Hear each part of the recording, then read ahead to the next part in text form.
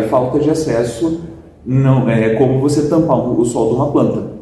Você pode ter todo o potencial ali, você pode ter toda a paixão que tem de uma criança de querer ser qualquer coisa na vida, e se você não tem um solo fértil, que infelizmente hoje em dia só é realmente fertilizado com dinheiro, é difícil de crescer, é difícil seguir.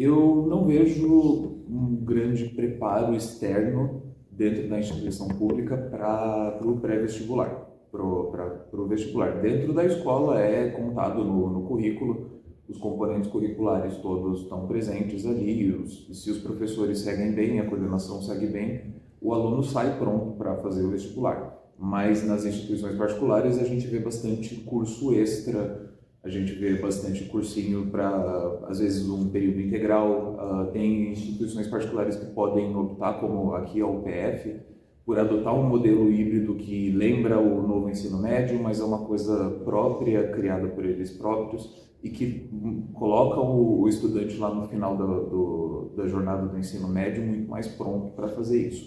Sim, a gente vê a diferença dos alunos que vêm da escola pública e da escola particular, porque os alunos da escola particular, geralmente, eles têm uma base um pouquinho melhor, né? E eles conseguem ter, durante o curso, um desempenho também mais adequado, né? Os alunos que vêm da escola pública são alunos que, muitas vezes, eles têm lacunas de conhecimento, e a gente, então, tenta superar esse desafio, né? Promovendo, então, uma formação interna dentro do próprio FISU, mas sim, muitas vezes os alunos vêm com dificuldades e defasagens de aprendizagem.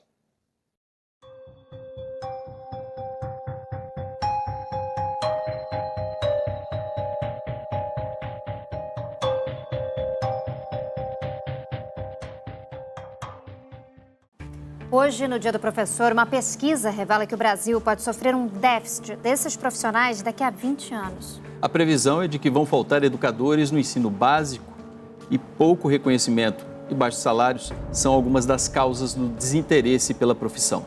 Tem que melhorar muito os salários. Os professores, hoje em dia, eles são tratados como um ser inferior, infelizmente. Eu acho que é bastante precário, assim, sobretudo por conta nos últimos tempos, do apagão de professores que a gente está vivendo. Então, nas escolas públicas há, infelizmente, muitos professores despreparados, muitos professores ainda não formados, eles estão tendo que tapar literalmente os buracos da docência na escola pública, com professores ainda não formados, são professores inexperientes de modo geral, e isso acaba prejudicando bastante os alunos. Isso em conjunto com alunos que às vezes vêm de uma situação de risco, ou de uma situação de pouco apoio, como eu falei antes, ou de ter que se dividir entre trabalhar ou fazer outras atividades, ou cuidar de irmãos e tal, e o estudo. Então, eu acho que, assim, o apagão de professores que eu estava falando antes, ele está começando a prejudicar um pouco as escolas particulares também. Assim. A gente está vendo que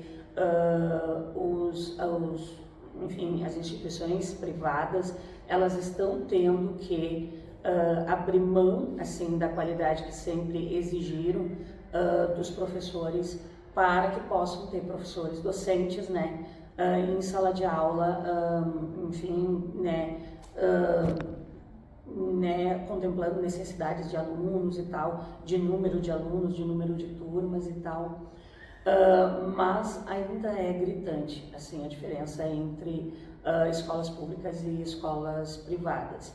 E, honestamente, esse novo ensino médio, que entrou com força e agora está perdendo a força e provavelmente vai acabar sendo quase que completamente revogado, inclusive em razão, né, da falta de professores, eu acho que alargou ainda mais essa diferença, alargou ainda mais essa lacuna entre escola pública e escola privada, no sentido em que as instituições públicas começaram a fazer aquilo que podiam, da maneira que podiam, enquanto as privadas tinham ainda pessoal, ainda gente, ainda corpo docente para contemplar necessidades mais específicas. Até porque o que foi modificado no ensino médio, né, não foi modificado em Enem ou em vestibulares.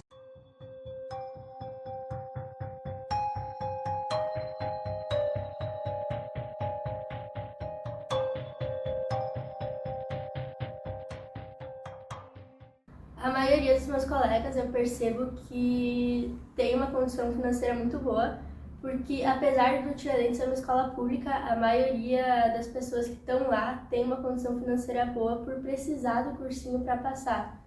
Tem cota para escola pública, mas até fazendo um comparativo com isso, em condições assim de acertos na prova, o pessoal da escola pública teve uma quantidade de acertos muito menor que de escola privada. Se não fosse o cursinho, eu não teria passado.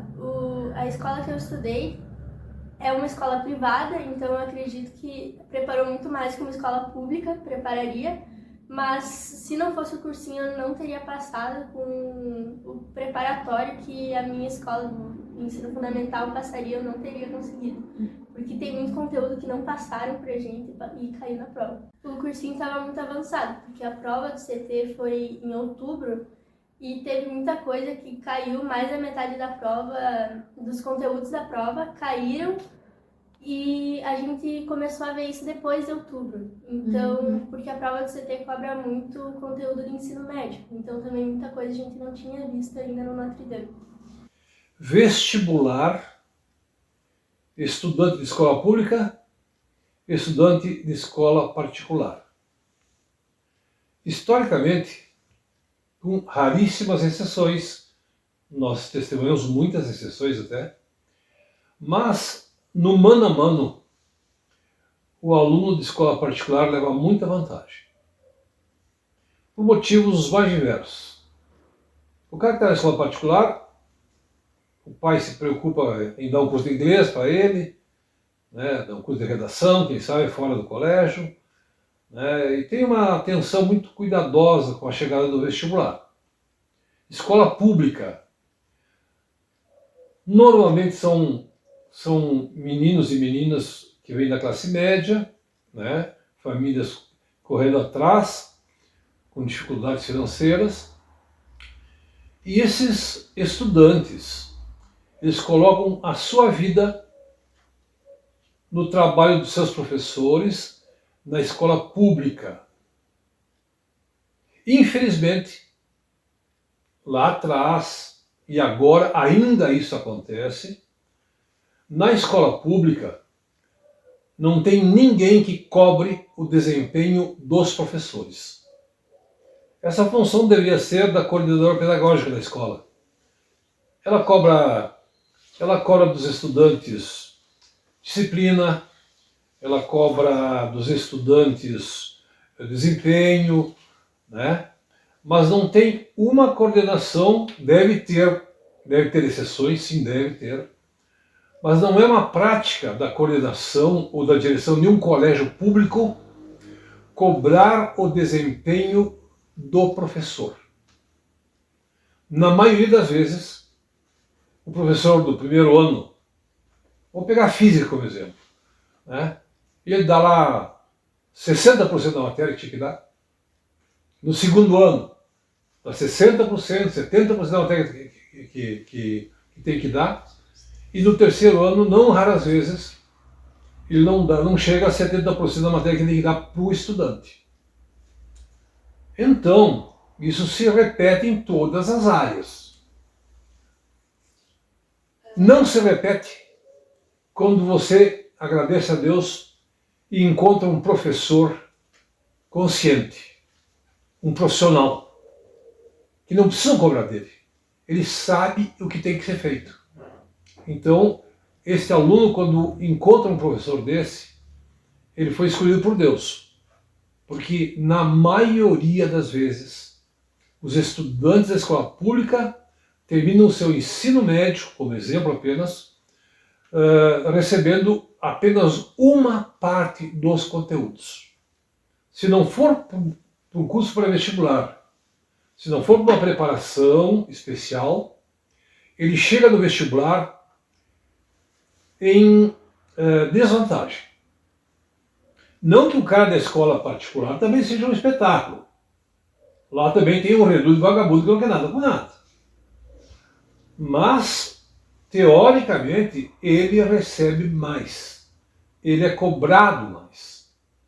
Então, quando chega na hora de fazer um vestibular, e hoje eu quero ressaltar isso, hoje vestibular só se fala quando tem as provas do Enem e quando tem as provas das universidades federais que não estiverem vinculadas com o Enem. Porque acabou o vestibular. O vestibular, em todas as instituições de ensino que não sejam federais, hoje o estudante vai lá, faz ou uma prova de redação, ou faz um vestibular relâmpago, né? E ele tem chance de ser selecionado. Porque a maioria das instituições que não são federais estão em busca de resultados financeiros. Então eles querem completar as vagas, eles querem botar estudantes, eles querem botar aluno. E nem sempre é prioridade a seleção pelos melhores preparados. Agora, sendo bem direto contigo e o nosso tema do documentário, tu acha que o sistema de vestibular é elitista? Sim, definitivamente. Definitivamente. E eu acho, assim, que esse repensar do ensino médio teria sido interessante se, em conjunto com as mudanças do ensino médio, já se estivesse pelo menos pensando em uma mudança nesse processo avaliativo aí, que vem no Brasil desde sempre, desde o estabelecimento das universidades aí. Então, eu acho que é um sistema elitista, sim, é um sistema excludente por natureza. A gente tem cotas, as cotas são o que a gente chama de ações afirmativas, que estão procurando diminuir um pouco essa cratera, assim, reduzir um pouco esse buraco, mas ainda precisa muita coisa, muita ação nesse sentido.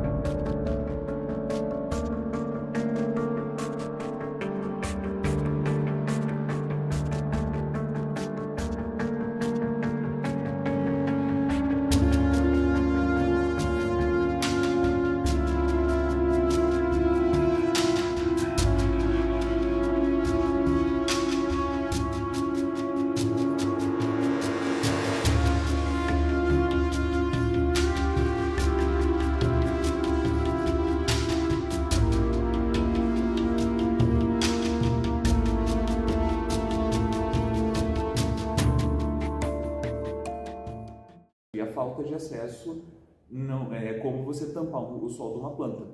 Você pode ter todo o potencial ali, você pode ter toda a paixão que tem de uma criança de querer ser qualquer coisa na vida, e se você não tem um solo fértil, que infelizmente hoje em dia só é realmente fertilizado com dinheiro, é difícil de crescer, é difícil seguir. Então, a oportunidade que é trazida por uma boa condição financeira, infelizmente, ainda é uma coisa obrigatória.